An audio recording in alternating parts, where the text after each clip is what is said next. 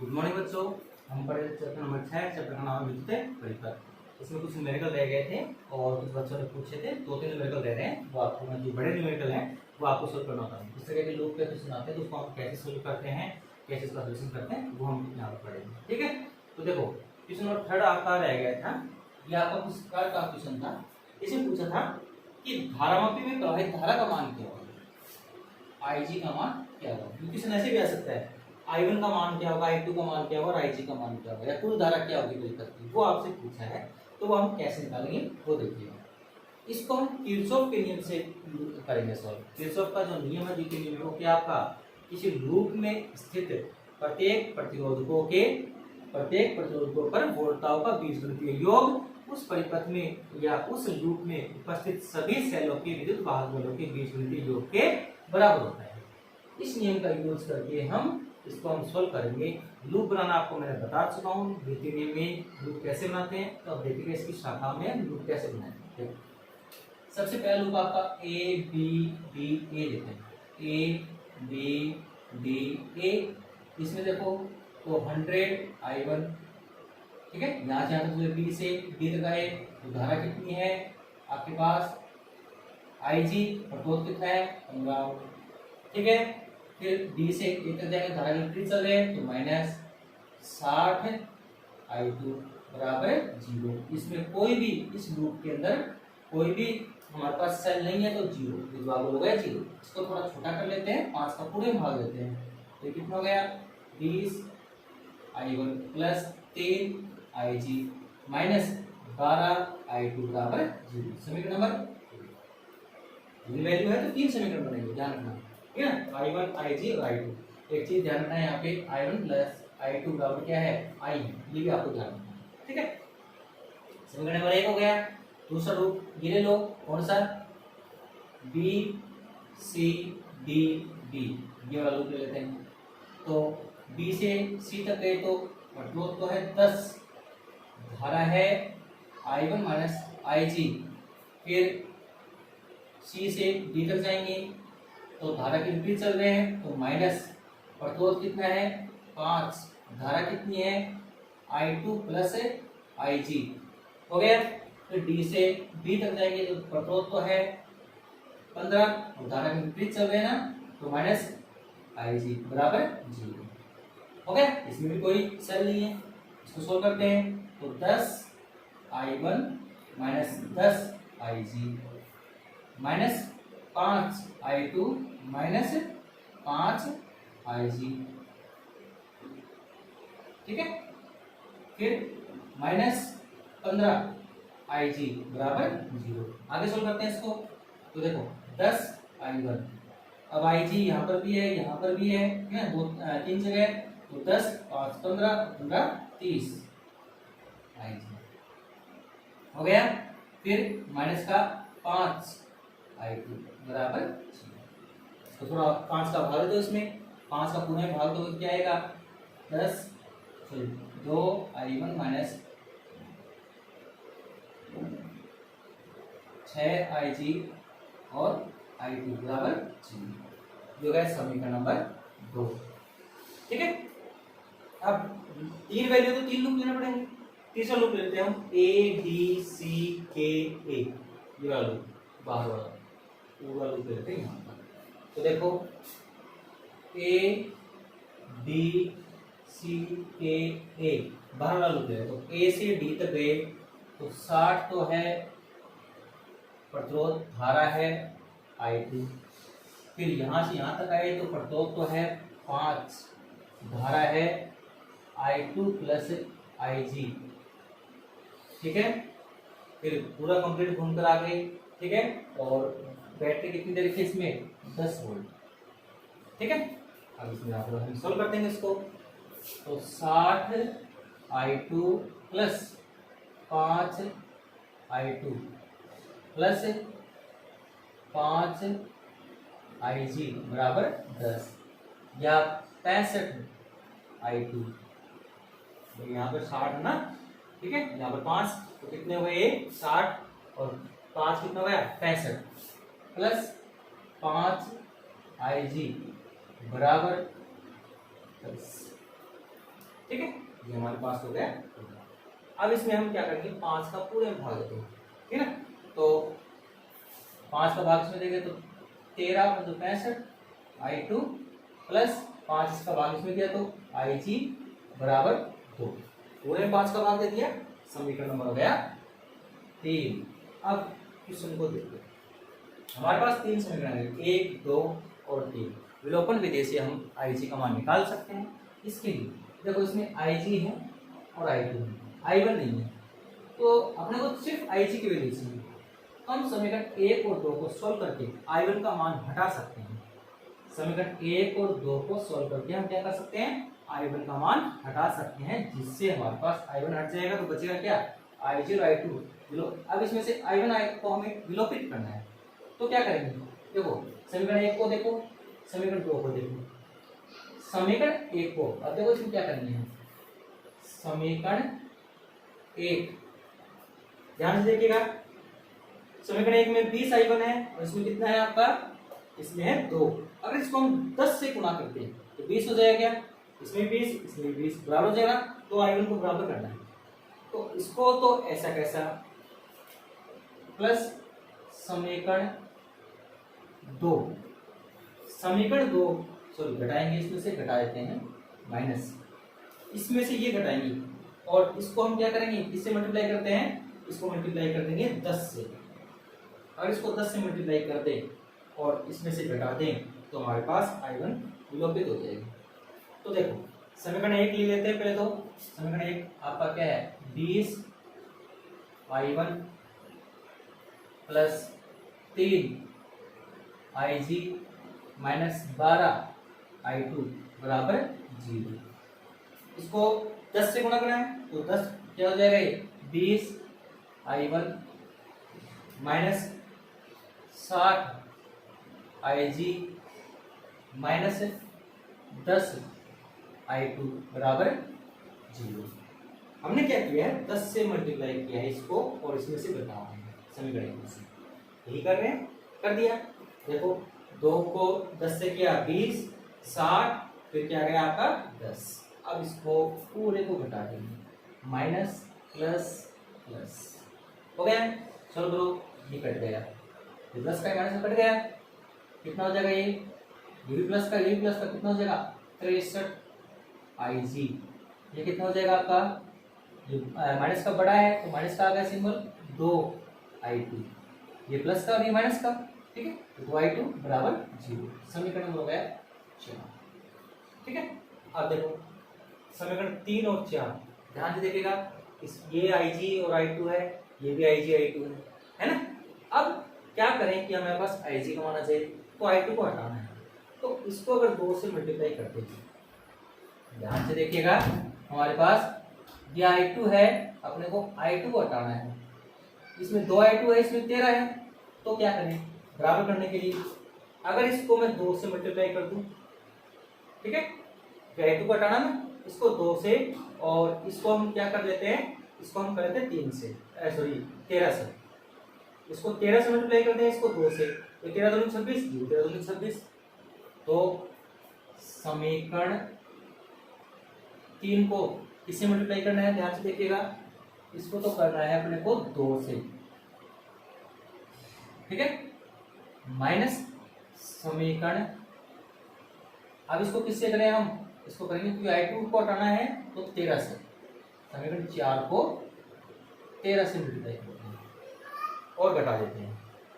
तो देखो अब इसको 2 से करो पहले, तो 13 दूनी 26 I2 प्लस किससे करना है, 2 से 2 IG, ठीक है, 2 से कर रहे हैं ना, बराबर 4 हो गए।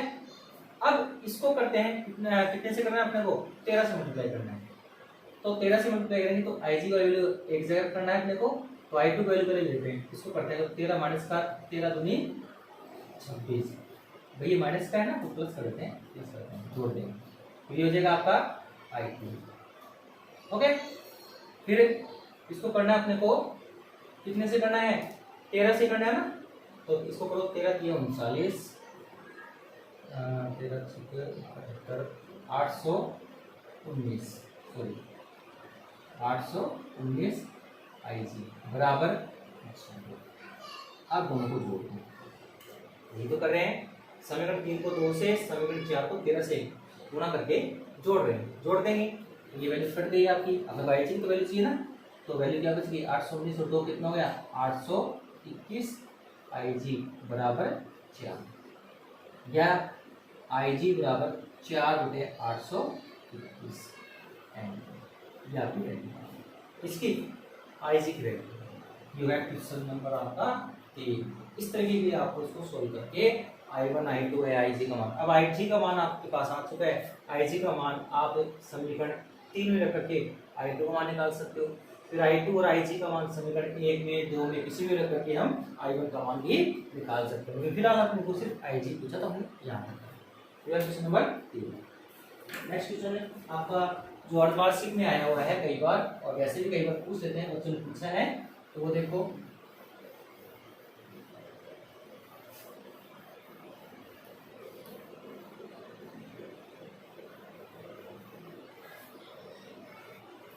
नेक्स्ट न्यूमेरिकल है, थोड़ा बड़ा ही न्यूमेरिकल है और इम्पोर्टेंट भी है, तो थोड़ा ध्यान देना क्योंकि कई बार अर्धवार्षिक में पूछा गया है। वार्षिक में तो नहीं आया लेकिन अर्धवार्षिक में आया हुआ है, तो एग्जाम के क्वेश्चन है। ये आप कर लेना। ये आपको इस तरीके से एक शाखा दी है, थोड़ा सा कंफ्यूज करने के लिए, बाकी सिंपल है इसमें।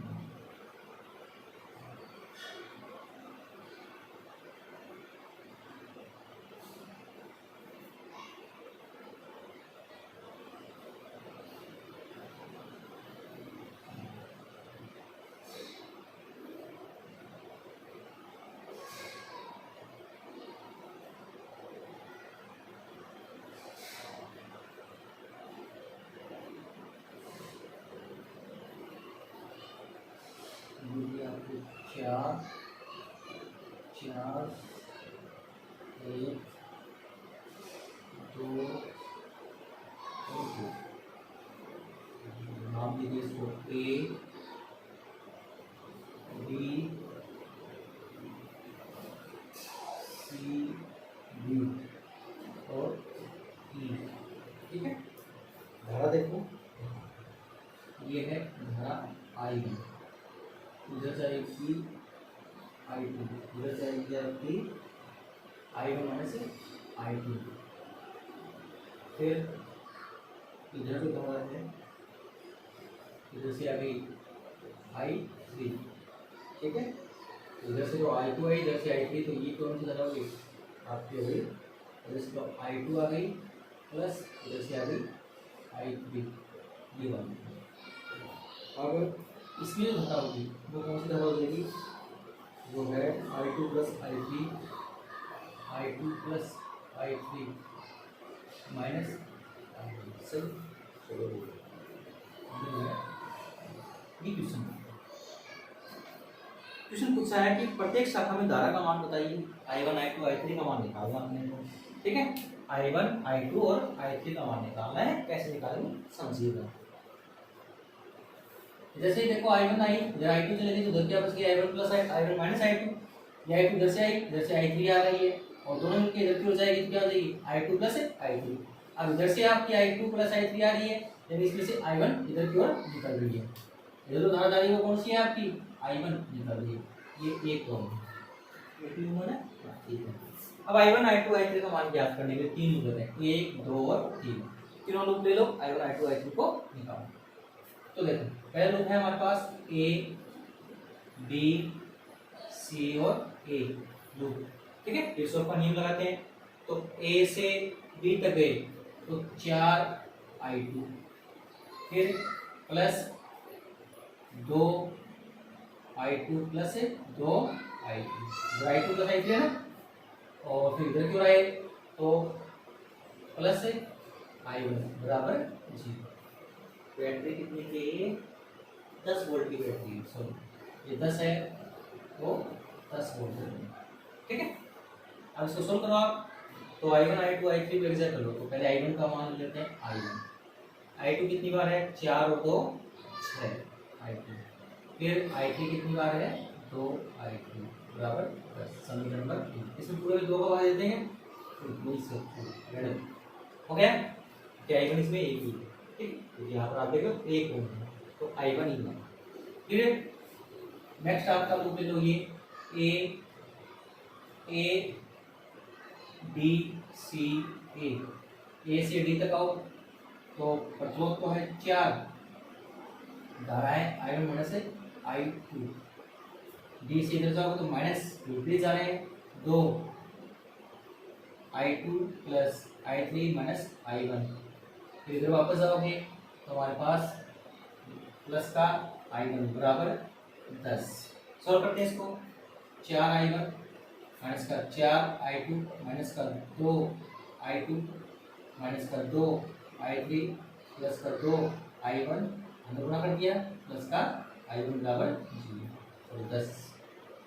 आगे सॉल्व करते हैं इसको, तो I1 कितनी बार है, 4 2 6 I1, I2 कितनी बार है, तो देखिएगा 7 होते हैं। I1 4 2 और 1 कितना हो गया हमारे पास, ये टोटल हो गया 7, ठीक है।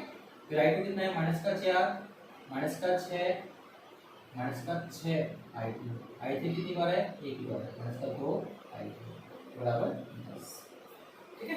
ये क्वेश्चन हो गई 2, ठीक है। नेक्स्ट आपकी जो लूप है ये वाले लूप, तो ये loop B C D E B, ठीक है, B C D E B, B से सी तक आएंगे तो 2 I2 प्लस I3 है, I2 प्लस 2 I3, ठीक है, हमने गुणा कर दिया। फिर सी से यहाँ तक आएंगे तो माइनस प्लस होगा, धारा की दिशा में चल रहे हैं तो प्लस हो गया, तो कितना हो जाएगा हमारे पास 2 I2 plus 2 I3 minus 2 I1, 2 से गुणा कर दिया, ब्रैकेट खोल दिया सीधा। फिर डी से ई तक आते हैं, कुछ नहीं है, यहाँ भी कुछ नहीं है, तो बराबर कितना है 5। सॉल्व करो इसको, I1 की वैल्यू कितनी बार है, माइनस का 2 I1, I2 कितनी बार है 2 2 4 प्लस का 4 I2, I3 कितनी बार है 2 2 4 प्लस का 4 I, ठीक है। तो ये है हमारे पास बराबर 5, ठीक है। देखो I1 माइनस का, फिर I2 एक बार यहाँ पर एक बार यहाँ पर 4 हो गया, फिर I3 एक बार यहाँ पर एक बार यहाँ पर 4 हो गया, 2 का गुणन भर देते हैं, ठीक है, भाग 2 से इतना इसको ऐसे करना, ठीक है। ये हमारे पास होगा समीकरण नंबर 3। अब अपने को I1 I2 I3 का मान निकाला, समीकरण 1 और 2 को सोल्व कर लेते हैं पहले, ठीक है। समीकरण 1 और 2 को सोल्व करने के लिए देखो इसमें हमारे पास अगर इसको 7 से मल्टीप्लाई, सॉरी इसको जोड़ दे तो I2 इसमें भी है, I2 इसमें भी है, इसमें प्लस का इसमें माइनस का, तो समीकरण 1 प्लस 2, समीकरण 1 रखो, I1 plus 6 I2 plus 2 I3 बराबर 10। ले लो 7 I1 माइनस का 6 I2 माइनस का 2 I3 बराबर 10। जोड़ दो दोनों को, तो जोड़ेंगे तो ये पूरा कट गया, ये भी पूरा कट गया, तो बचेगा क्या आपका 8 I1 बराबर 10, या I1 बराबर 10 बटे 8, ठीक है। सॉरी 10 20 हो गया, सॉरी 20 बटे 8, ठीक है। 4 का भाग दो इसमें, तो 4 पंजो 20, 4 दूनी 8, 5 बटे 2 या 2.5 एम्पियर आ गया। I1 का मान आ चुका है। अब I1 का मान हम इसमें रख लो, ठीक है, और इसमें रख लो, जो भी आपका मूल्य इसमें रख करके I1 का मान हम क्या करेंगे, आगे I2 और I3 का मान निकालेंगे। ये I1 है, I2 है, I3 है, कोई भी दो समीकरण ले लेते हैं, उसमें I1 का मान रख करके हम इसको आगे सोल्व कर लेते हैं। जैसे समीकरण 1 ले लो और समीकरण लेते हैं 3, समीकरण 1 व 3 में I1 का मान रखने पर रख दो, पहले इसमें रखते हैं, तो कितना है 5 बटे 2 प्लस 6 I2 प्लस 2 I3 बराबर 10। इसको ले जाओ, 6 I2 प्लस 2i3 बराबर 10 माइनस 5/2। ठीक है, 5/2 को 2.5 लिख सकते हैं और 10 में से 2.5 जाएगा तो 7.5 बचेगा, तो मैं 7.5 लिख सकता हूँ। ठीक है, जैसे 7.5 लिख दो, या और लिखना चाहें तो इसको 7.5 का दुगना कितना होता है 15/2 भी लिख सकते हैं, इसको 15/2 भी लिख सकते हैं, एक ही बात है। इसको सोल्व कर रहा हूँ मैं, है ना। इसको 10 में से 2.5 गया कितना 7.5, 7.5 को हम 15/2 लिख सकते हैं। बात है कि जो भी आपकी इच्छा वो कर लेना। फिर ऐसे ही जब भी आपका 6i2 + 2i3 बराबर कितना है 15/2, समीकरण नंबर कितना हो गया 3, ये हो गया 4। ऐसे समीकरण 3 में रखते हैं, इसमें रखो तो माइनस का 2i1 का मान कितना है 5/2, 2 से 2 कैंसिल हो गया। फिर प्लस 4i2 + 4i3 बराबर 5, तो 4i2 + 4i3, 2 से 2 कट गया 5, 10 जाएगा प्लस हो जाएगा, तो 5 + 5 कितना हो गया 10 हो गया। भाई 5 प्लस आना है यहाँ पे 5/2। ठीक है, यहाँ पर कितना था आपका 5 ही वोल्ट तो था इसमें, तो 5 से 5 कितना होगा 10। ठीक है, तो ये हमारे पास आ गया। ठीक है, अब ये तो है हमारे पास। अब क्या करेंगे, ये तो हो गया समीकरण नंबर 5। अब करना क्या है, ये जो समीकरण आया है और ये समीकरण आया है, अब इसमें कोई सा भी एक को हटाना है। ठीक है, तो अगर इसको 2 से मल्टीप्लाई कर दूं तो 4i3 हो जाएगा, 4i3 है तो इसमें से घटा दूंगा। ठीक है, देखो क्या कर रहा हूं मैं कर रहा हूं समीकरण 4 को 2 से मल्टीप्लाई करूँ और समीकरण 5 को घटा रहा हूँ, क्योंकि सारा देख लो, फिर आगे हम करेंगे इसको। मैं इसको इधर लिख रहा हूँ,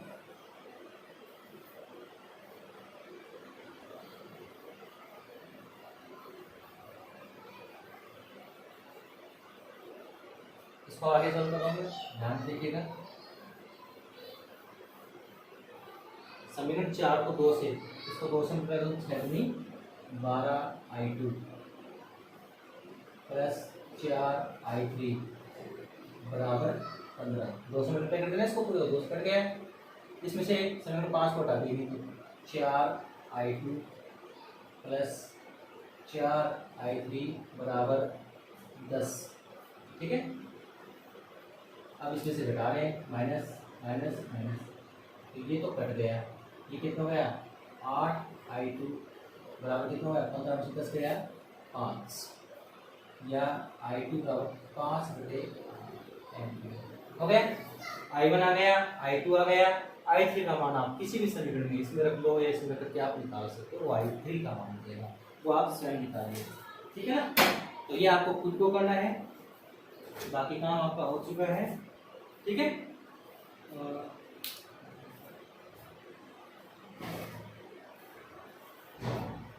चलो नेक्स्ट जो आपका क्वेश्चन है वो देखिएगा।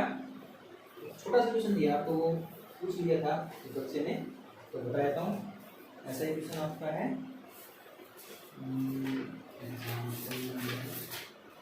वस्तुनिष्ठ प्रश्न है आपका, सेकंड प्रश्न, बहुत बढ़िया प्रश्न है, पूछ लेता है तो मैं बता देता हूँ आपको कैसे करना है।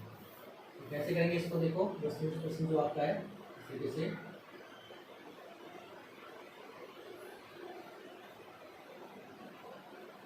ठीक है, R1 R2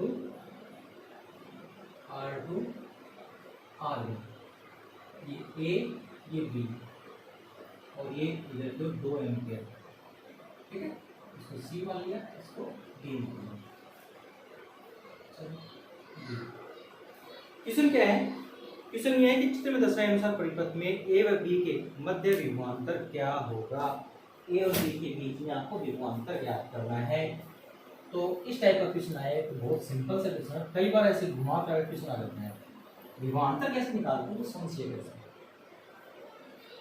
देखो पहली चीज, इस टाइप का क्वेश्चन आता है तो आपको क्या करना है, यह आपका वेस्टर्न सदिश जैसा बन रहा है तो इसमें आपको देखना है ए और बी के बीच में विभवांतर पूछ ले तो पहले देखो P बटा Q बराबर R बटा S का नियम अगर काम कर रहा है, संतुलन की अवस्था में है, तो बीच में विभवांतर का मान क्या होगा? शून्य। याद है आपको P बटा Q बराबर R बटा S, अगर ये काम कर रहा है तो विभवांतर का मान क्या होगा? शून्य होगा।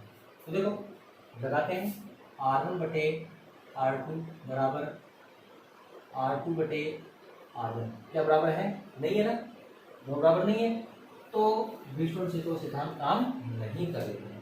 अब कैसे निकालेंगे? हमें निकालना है A और B के बीच विभवांतर, जिसका मान होगा VP माइनस A और B के बीच विभवांतर क्या होगा? VP minus VA।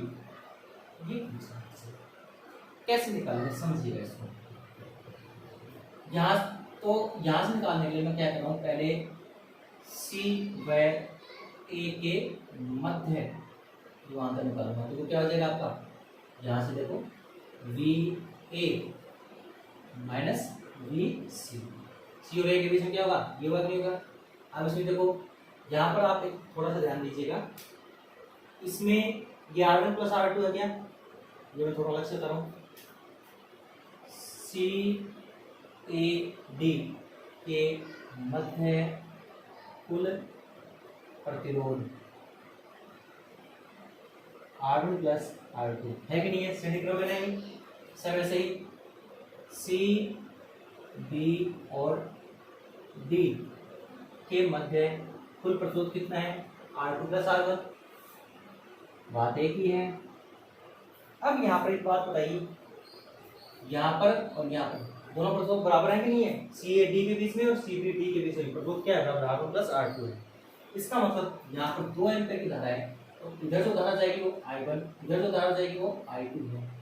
तो I1 बराबर I2 बराबर 1 एम्पीयर होगा कि नहीं होगा? क्यों? क्योंकि प्रतिरोध बराबर है, और जब ये प्रतिरोध और ये प्रतिरोध बराबर, तो धारा भी क्या होगी? समान समान जाएगी। तो इधर 2 एम्पीयर थी, इधर 1 एम्पीयर चली गई, इधर 1 एम्पीयर चली गई। क्यों? CAD के मध्य प्रतिरोध बराबर है और CBD के मध्य प्रतिरोध है, दोनों प्रतिरोध बराबर है, तो हम कह सकते हैं I1 बराबर I2 बराबर 1 एम्पीयर। अब यहाँ से यहाँ तक हम प्रतिरोध कितना है? R1, और धारा कितनी है? 1 गुना 1 या R1। सेम ऐसे ही C व B के मध्य, तो VB माइनस VC बराबर क्या हो जाएगा हमारे पास? ये हो जाएगा 1 गुना R2 बराबर R2। विभवांतर का मान आ गया, हमें निकालना क्या? VB minus VA। तो देखो ये समीकरण नंबर 2, ये समीकरण नंबर 1। इसको मैं ऐसे कर रहा हूँ, VB minus VC minus VA minus VC बराबर, अगर ये करूँ तो इसको सोल्व करो, इसको सोल्व करते हैं, ठीक है? गैस के बराबर तो क्या लिखता हूँ यहाँ पर VB, ठीक है? VC से VC कट जाएगा, माइनस माइनस प्लस हो जाएगा ना, तो VC और VC कट जाएगा, तो क्या बचेगा? VB यहाँ पर क्या बचेगा? माइनस का VA, और ये निकालना था अपने को VB माइनस VA, ठीक है? अब यहाँ पर इसका मान रख दो, समीकरण 1 से क्या मान है? VP माइनस VC, ये VP माइनस VC है, क्या है? R2 माइनस इसका मान क्या है यहाँ पे? R1 बराबर क्या हो गया? VP minus VA। तो VB माइनस VA का मान R2 माइनस R1 या इसका विभवांतर आ गया। तो विभवांतर का मान हम कैसे निकालेंगे? तो वो आपका तरीका है ये, फिर से समझिएगा, इसमें बहुत सिंपल से विभवांतर पूछा है। तो पहले देख लो P बटा Q बराबर है क्या? नहीं है, तो 0 नहीं होगा, तो क्या होगा? तो V और अपने को निकाला VP माइनस V निकालना है, ये तो पूछा A और B के बीच में पूछा, तो VP माइनस V निकालना है, ठीक है? तो क्या करेंगे हम? पहले इसके और इसके मध्य है, फिर इसके और इसके मध्य विभवांतर निकालेंगे, इन दोनों का अंतर निकाल देंगे तो विभवांतर हो जाएगा। इसके लिए हम क्या करेंगे? पहले यहाँ पर देखने 2 एम्पीयर लगा है, CAD के बीच से कुल प्रतिरोध कितना है? R1 प्लस R2, CBD के बीच में R2 प्लस R1, मतलब प्रतिरोध बराबर है, तो धारा भी क्या होगी? समान होगी। तो I1 बराबर I2 बराबर 1 एम्पियर होगा। अब C और A के बीच विभवांतर चाहिए, तो C अपने को क्या चाहिए, C और A के बीच में, तो VA माइनस VC, ये निकाल दिया। ठीक है, ओम के नियम से क्या होता है हमारे पास, धारा और प्रतिरोध का गुणनफल। धारा तो है 1 एम्पियर, प्रतिरोध कितना है, R2 आ गया। सेम ऐसे ही इसके और इसके बीच में निकालेंगे तो क्या करेंगे, VB minus VC, VB minus VC बराबर क्या हो जाएगा, ये हो जाएगा। अब इसमें से ये घटा देंगे, इसमें से ये घटा देंगे, देखो ये कर रहा हूँ, तो ये आ गया क्या, देख लो आप, ये इससे कट जाएगा और इसका पूरे का मान क्या है R2, इसका पूरे का मान क्या है, आप इसमें करने को 2 से मान दिया। ये क्वेश्चन हो गया आपका, आप क्वेश्चन नंबर आपका है सेकंड, जो वस्तुनिष्ठ का पूछ देते हैं। ऐसे ही क्वेश्चन और है, थोड़ा समझिएगा, सिंपल से क्वेश्चन है लेकिन तरीका देखना आपको। क्वेश्चन दिया है इस तरीके से,